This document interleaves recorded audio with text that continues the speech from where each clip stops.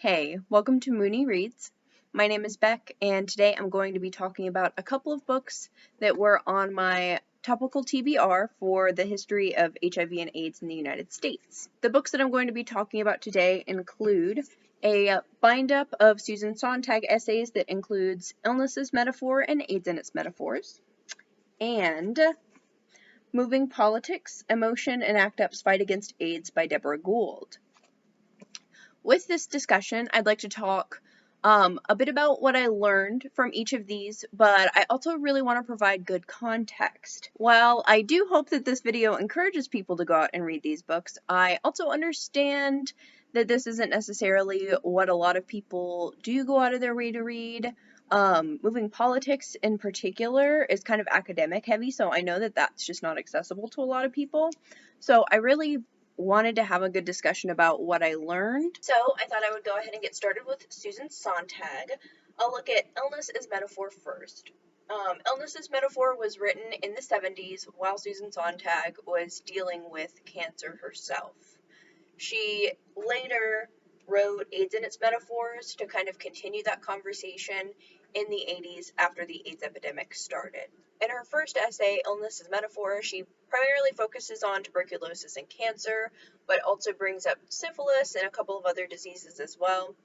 She discusses the ways in which each of these diseases has been treated within popular discourse.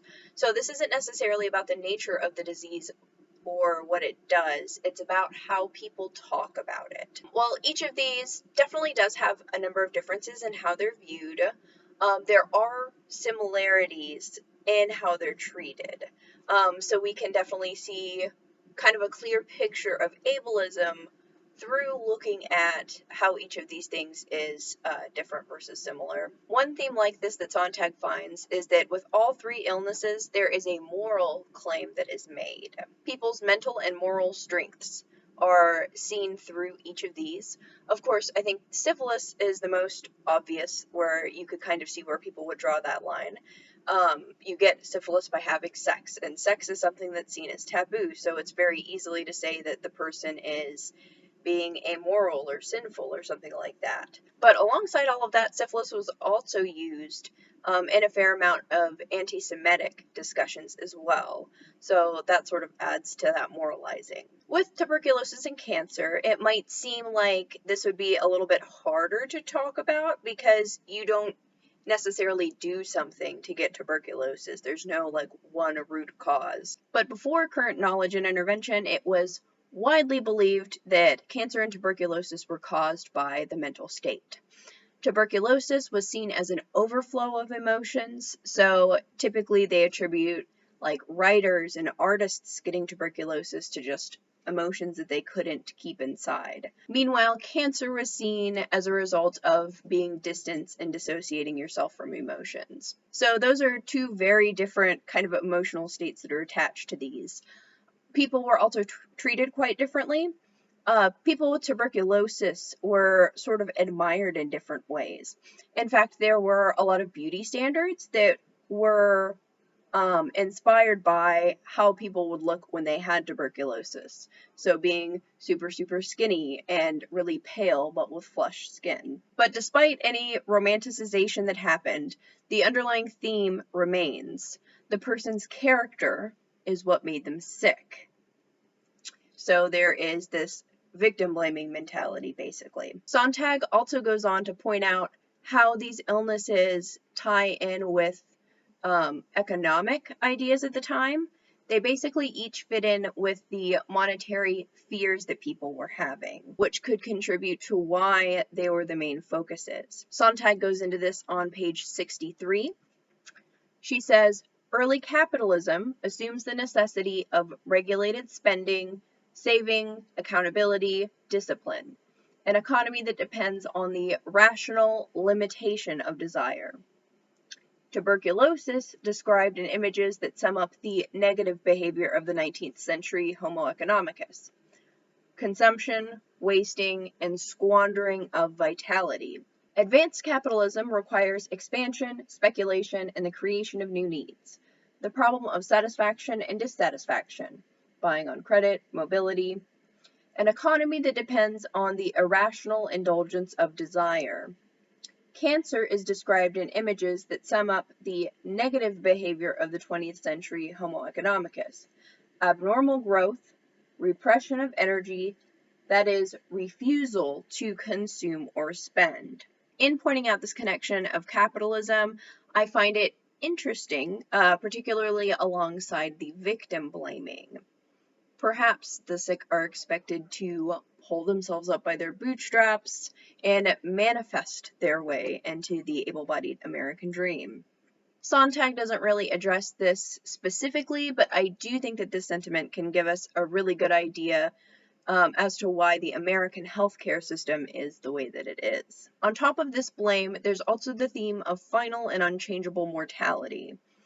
So there's this idea that if you got one of these diseases, you would die. Now, we know that that's not necessarily true, but that's how a lot of people think. There are a number of problems that we can see with this idea that if you get sick, you're automatically going to die. Obviously, that can impact how people treat you, how you treat yourself, what kind of medical options you try. But also, if you look into the metaphors, it seems like this certainty of death is tied to the assumption that the character of the individual won't change. If the illness is caused by the person's character, and that illness is certain to make them die, then there's no way that that person's character can change and change their outcome. So both of these kind of serve to strengthen the other and play off of the other. Of course, in saying all of this, there are some illnesses that are terminal. There are some people who have illnesses that are going to die from them. There is definitely a lot to be said with how society treats those people who are dying and the idea of death. That's not necessarily what is being talked about in this instance. I do think that that is an important topic, but it's not the one that Sontag is addressing. What we're looking at is society's perception about whether or not a disease is terminal. Sontag actually does give examples of some diseases that are more deadly but don't have the same reputation of being a death sentence. One example that sticks out in my mind is heart disease. Heart disease prominently kills people, but if somebody were to say, I have heart disease, that wouldn't necessarily have the same terminal implications to most people as someone saying that they have cancer. So that specific attitude is what Sontag is talking about. Sontag goes on in detail about why this sort of fatalistic thinking is not good, and she also talks about how the way that cancer is put into stages kind of emphasizes this metaphor even more. I'm not going to go into detail on what Sontag says about cancer, but I do want to move on to AIDS and its metaphors, where she continues this conversation. At the time that this was written, there were sort of two stages to AIDS. There was AIDS-related complex, or ARC, which turns into AIDS, or full-blown AIDS. And she talks about how language like that further serves to see this disease as inherently fatal. Now, since this book has been published, they've changed the way that they talk. However, I think that it is definitely worth looking at what she says in today's context. Now, I'm not a doctor. I'm not a professional. I have more AIDS education than most people, at least most people in my area. So I'm going to talk a little bit, but just take this all with a grain of salt. I am using the knowledge that I have at this moment. If some of it is wrong or if some of it changes, then a lot of kind of what I'm saying in this part, I guess, isn't going to be as valid. But from what I can see, there is a similar understanding with the general public of how HIV and AIDS works. I don't think she mentions this in her essay, but I also think that the nature of the AIDS diagnosis as being unchanging also contributes to this idea that death is inevitable, as well as the idea that whatever part of a person's character caused the disease is also unchangeable. So if someone is diagnosed with AIDS, if their cell count is low enough and everything, they would have that diagnosis on their charts.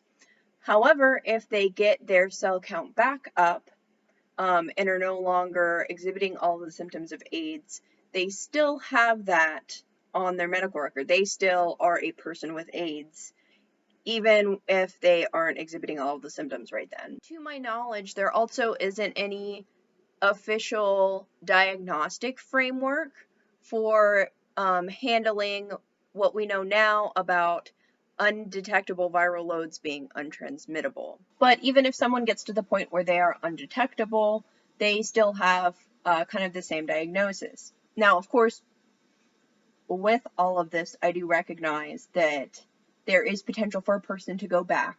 For instance, with looking at like you versus you, if you get undetectable and then stop taking your medicine, that will go away, right? And if you have AIDS, but you get your cell count back up, but you stop treatment, you'll also get worse again. On one hand, I do kind of intellectually understand, but on the other, like if we look at some of the points that Susan Sontag is making, there is room to grow in potentially figuring out a different way to talk about diseases when they are more fluid like this and when there isn't just one outcome. But going back to Sontag's essay, one metaphor that she really focuses on is the military. So how military terminology is used in context with the medical and vice versa. Since AIDS is caused by a virus, there's this idea that there is an intruder that your body has to fight off. And all that gets tied into really extensive fighting metaphors, but you also see AIDS as a metaphor used during combat. She gives a number of historical examples of ideas of people being seen as a social cancer or a social AIDS, which of course ties back to discussion of illness as inherently amoral. AIDS being an epidemic heavily impacts this as well. There is a long history of epidemics being seen as an outside source from foreign lands coming in and invading people. There has long been a tendency to call illnesses by the name of the area that they come from, or by the area that one country assumes that they come from, whether or not it's accurate. We've seen it happen with the Spanish flu. We saw it happen way before then as well. Sontag gives a number of good examples. And of course, we can also see how this relates to COVID-19 as well. In fact, a number of other things that I'll be saying about epidemics also kind of apply to COVID-19 in ways. I'm not going to necessarily point that out because that's not what this video is about, but just kind of keep that in mind. With AIDS specifically, there has been a lot of public speculation about where AIDS comes from. Obviously the country, but even like this obsession with patient zero, which I've actually got a book on that topic specifically that I'm interested in reading at some point. But this obsession with where it came from has resulted in a number of rumors, some of which are especially ridiculous. I think the worst one that I've probably heard, I heard it in high school and I even heard it again in college, where people were saying that AIDS came about to humans because somebody had sex with a monkey. Of course, there's a lot to unpack with that in particular, but the whole point is that a lot of people are really interested in this, kind of obsessed with it. You could also look at who is to blame for the disease even within the United States, though. So you get this us versus them dichotomy, but you're getting it in terms of a single society. So you can kind of see social stratification and things like that at work. So you can see the general population,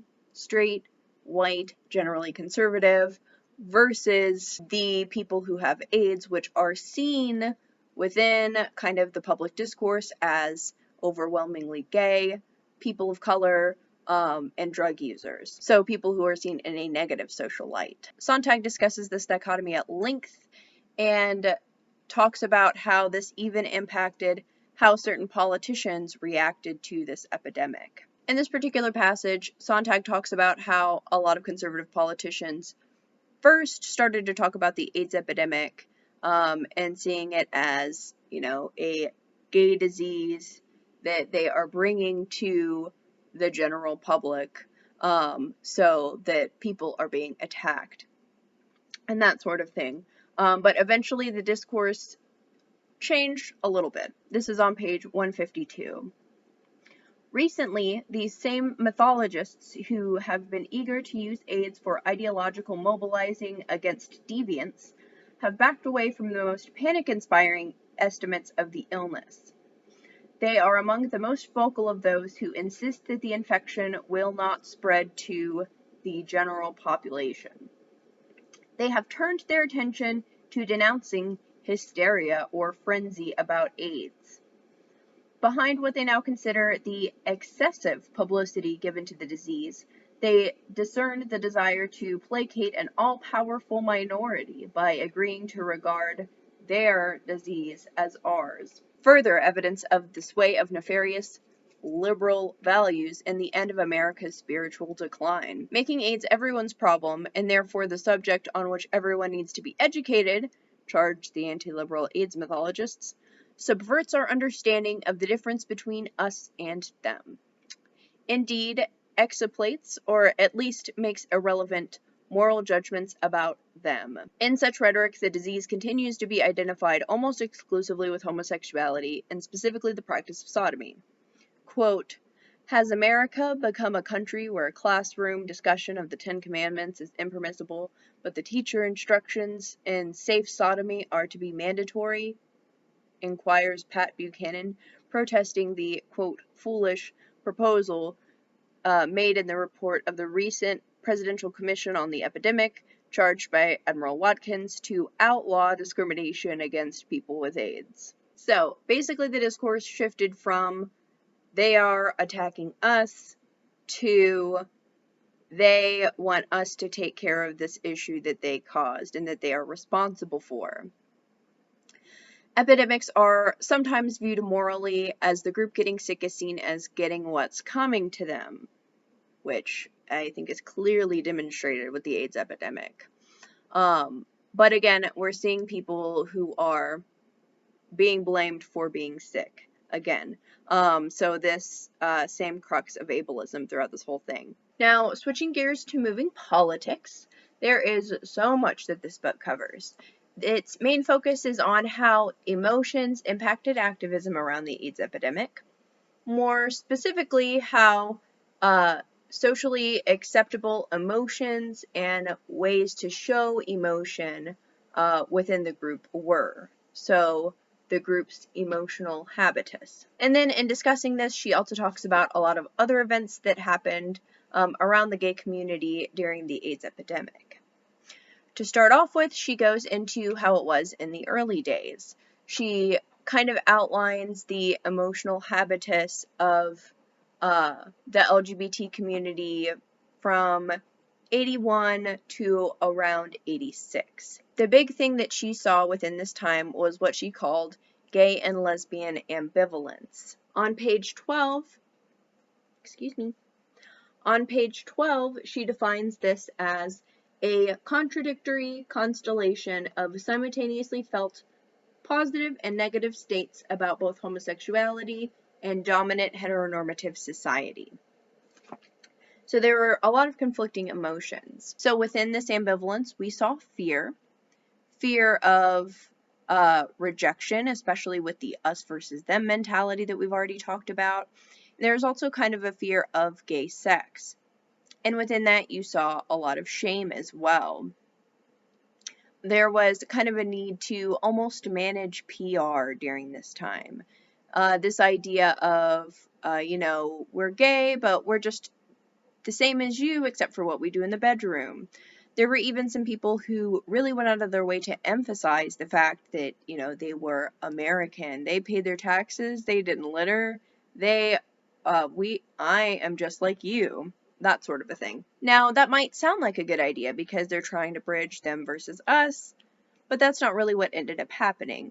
What ended up happening when those people were trying to kind of adhere to heteronormative society, they were trying to say, we are you, we're a part of you, while also distancing themselves from people who weren't fitting up to those standards. So oftentimes, gender nonconforming people, polyamorous people, and people who practiced BDSM were more demonized by the main group. Alongside all of this, there was actually a source of pride involved in some of the stuff going on. There was kind of solidarity between gays and lesbians during all of this. They were very much invested in taking care of one another and that sort of thing. So you did see kind of a quiet pride come out of that. So from all of this, how do we get from 1984 looking like that to 1987, ACT UP coming to fruition and actually getting a fair amount of support? There were a number of things that happened. There was just the general backdrop of homophobia and vitriol. There was inaction of the government, so they weren't properly addressing the issue of AIDS. But there was one really big event that did push. This is what Gould calls a moral shock, where they were basically shocked into action. The event that actually caused this moral shock was Bowers versus Hardwick. Bowers versus Hardwick was a Supreme Court ruling that I know I didn't learn about in school, so this was absolutely new information for me. This court case started in 1982 when police broke into the home of Michael Hardwick and caught him having oral sex with another man. Michael and his partner were both arrested on sodomy charges. While their charges were dropped, Mike Hardwick still decided to sue the state of Georgia for their sodomy law and brought it all the way up to the Supreme Court. But in 1986, the Supreme Court ruled on a 5-4 decision that sodomy laws specifically targeting gay sex were constitutional. Now, the thing that really adds to all of this is that Georgia's sodomy law did not only target gay people. The law was certainly practiced in a discriminatory way. However, the law did just generally cover various acts that could be considered sodomy, which, if I'm not mistaken, would amount to a number of different things that is non-reproductive in nature. But the ruling only focused on anti-gay laws. So the LGBT community felt attacked and felt as though the law wasn't treating them the same, because it wasn't. So from there, after this ruling, directly connected to this ruling, you can see a couple of direct action groups popping up, including the Silence Equals Death Project and the Lavender Mob. Then you see ACT UP in 1987. At this point in the book, Gould switches gears a little bit and looks specifically at the emotional habitus of the group ACT UP. She does reference other AIDS organizations, other direct action organizations, but the main focus is on ACT UP, because it was one of the largest. The one really big emotion that the group was known for was anger. They were expected to express their grief through anger. If you were grieving at all, you were expected to be mad about it. There was a lot of discussion, when they would see things like candlelight vigils or things like the Quilt Project, where they would say, okay, so you're sad, go out and do something about it. Implying that they should engage in direct action as well. One big thing that ACT UP did is that they really embraced the us versus them mentality, but they really wore the them like a badge of honor. This is one of the big reasons why we saw the word queer becoming a lot bigger. They really embraced the word queer. That was something that was negatively used against them. They were taking it back and wearing it on their chests. They were rallying behind this word. One of the really unique things about ACT UP was the radical solidarity that they practiced within the group. Everyone was expected to stick up for people with AIDS, regardless of whether or not you actually had it. It was assumed that you were going to be there and that you were going to put your body on the line for other people. With this radical solidarity, one of the things that they were able to do was have different caucuses. There wasn't necessarily one person who always planned everything.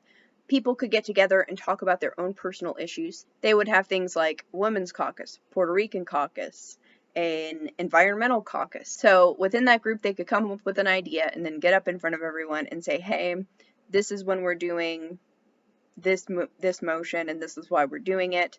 And then a bunch of people, regardless of what caucus they were in, if they even had a caucus, they would go and support them. So there was a lot of pride within that us identity, and pride in the actual work that they were doing. They took pride in the direct action work. Overall, there was a really large feeling of community as well.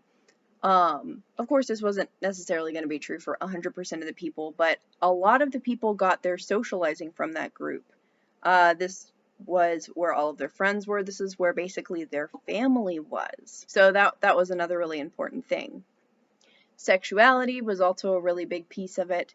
ACT UP definitely used this to veer away from social norms. They had intimacy within a lot of what they did, and they openly talked about sex and safe sex. So they really went against that shame that colored the beginning of the 80s. So what happened? Why did ACT UP numbers dwindle down in the early 90s? Gould outlines several things. First, she focuses on media feedback. While there had been a mix of responses initially, there were some that were fairly strongly positive. However, some supportive messages were conditional, or the person praising the group would intentionally separate themselves. They would have said something like, ACT UP has done a lot of good, but it's a little too strong for my taste. And this was also true of various lesbian and gay leaders who weren't in ACT UP. But one of the things that happened towards the early 90s is that there were more openings for certain gay people. Read predominantly cis white gay people. So there were quite a number of people who clung to that and wanted to separate themselves from direct action. So going back to that mentality of managing PR and being a part of us. At the same time, a lot of this was happening when there was a change in discourse within conservative circles as well. Specifically, there were a lot more people talking about the damage that political correctness has done. And while that was more conservative rhetoric, a lot more people were hearing it, and it did impact some people's views. So while all of that was going on in the outside world and would have impacted ACT UP, you also had a bunch that was happening on the inside. The big overarching emotion in the early 90s that Gould noted was despair. While they had won a lot of their smaller battles, some even very quickly, people were still dying. At this point, they had figured out that, AZT wasn't going to be the magical drug. It was sort of delaying the inevitable. And so naturally, this would contribute to burnout, which was already sort of inevitable with being on within an activist space 100% of the time. So that had a lot to do with the downfall as well. People were tired of trying. A lot of the emotions that had been suppressed were also coming back up. You saw a lot more people expressing their grief through sadness. Gould actually gives some examples of people who would go to a protest or even organize some sort of direct action protest, and then, as they're doing everything, or immediately after, they would just break down and cry, which is not necessarily something that was as frequently seen towards the beginning. There's also a change in the power dynamics within the group. Gould goes into detail about one group who had a caucus of primarily gay, white, HIV positive men who regularly spoke with doctors and had access to discussion about treatment and trials. At first glance, this sounds like a good thing. But what ended up happening is that some people thought that they were kind of making compromises. They said, they aren't meeting our requirements for these issues that impact people of color and women. One prominent example was the fact that the research that they were doing with women was only looking at pregnant women. And when they were looking at pregnant women, they were really only concerned with the baby. There was no real continued treatment or look at what women were like after they had the baby. They were only focused on the baby and whether or not the disease would be transmitted there. And that was to the point where the only doctors that ended up being in that were doctors that focused on babies, not on women and reproduction in general. So of course they brought this issue up on the table during ACT UP meetings. And this was certainly not the first time that a large issue was talked about like this. They talked about sexism and racism within the group, but the way that the issue was handled was different during this time than it was before. It actually ended up making a rift in the group. It was not totally alongside gender, race, and HIV status lines. Gould mentioned a couple of times that, there were people who were like a mix of various identities within both thought camps but a lot of it ended up going along those lines. Now, of course, there are, race and gender components that we could look into with this divide, but a part of the reason for it was the fact that the white men that were working with the doctors were HIV positive, and many of the people who were talking about the needs of women and people of color were HIV negative. So this definitely had me asking some questions about, where were the women with HIV? Where were the people of color with HIV? She even says in the book that at the time, about 65% of the people in the US with AIDS were people of color.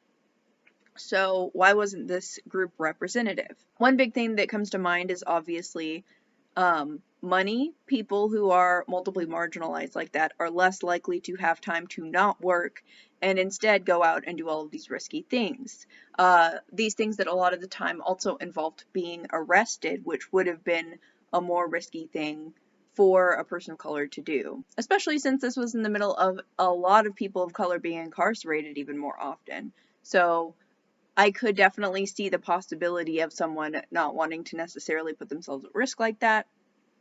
There also could have been something in the group dynamics. I just don't know. So I'm really interested in hearing from women and people of color who were HIV positive during this time. The only book that I could really find that focused on people of color around this time was The Secret Epidemic, The Story of AIDS in Black America. And I think that this is going to focus on the Black community. I don't know how much this is going to talk about the gay community. Obviously, there were many people of color in the gay community, many gay people that were in the Black community, but I just don't know how much this talks about that intersection. I would really be interested in seeing memoirs of people from that time, but I just haven't been able to find them with all of the research that I've been doing. Another notable book that I found that focused on the experiences of women and people of color who were HIV positive was Breaking the Walls of Silence, but this focuses specifically on one group of women who were in a prison and put together the AIDS counseling and education. I only found this because I was looking for a biography or memoir or something about Katrina Haslip, who was an HIV positive woman who was in jail. She was one of the big people who started this specific group. She taught herself law, so by the time she was out of jail, she was still advocating for women with AIDS. But these are the only books that I could really find that focus on this.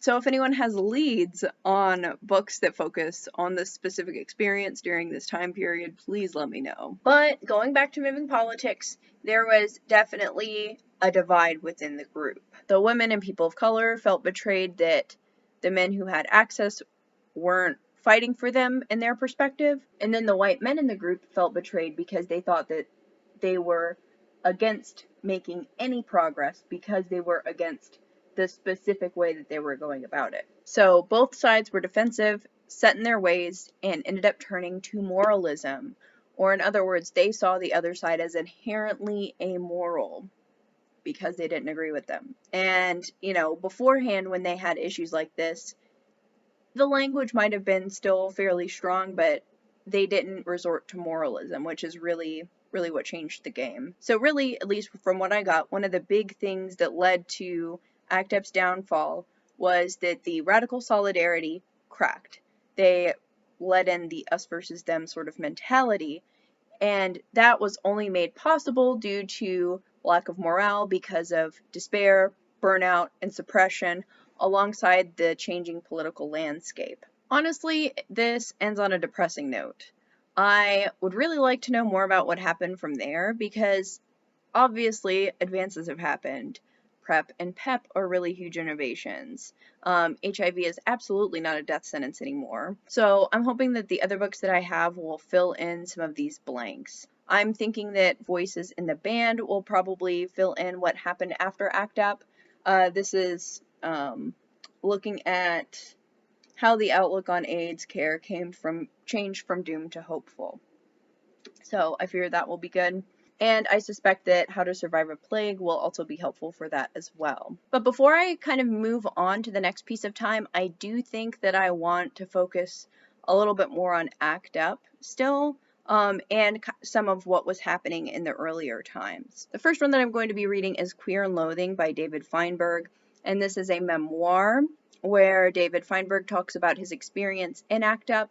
He talks about political organizing, and he also talks about his experience and his decline with AIDS. And another nonfiction that I plan to read pretty soon as well is My American History, which is an anthology that has a compilation of different essays. I'm thinking, even though this doesn't necessarily reference ACT UP specifically, I think that it's going to be more direct action. The Lesbian Avengers Handbook is in here, and just judging by everything that's in here, I think that the essays are going to be relevant. I have a number of other books that I want to look into, and I'll probably get to one of the fiction ones pretty soon. I don't really know which one to start with, and I feel like every time I think about it, I think that I'll start a different one first. Not that I'm starting any of them right now, but I like to plan. And the 3 fiction works that I have are Gifts of the Body by Rebecca Brown, Larry Kramer's plays, The Normal Heart and The Destiny of Me, and Angels in America by Tony Kushner. So I will get to reading one of these soon. If things go as planned, which of course there's no guarantee for, I'll probably read Queer and Loathing, one of these, and then My American History. If you're interested in any of the other books that I'm going to be reading for this, you can definitely check out my TBR. If you've read the books that I've talked about today, or if you have suggestions for any other books on the AIDS epidemic, please let me know in the comments. And thank you all so much for watching. Bye.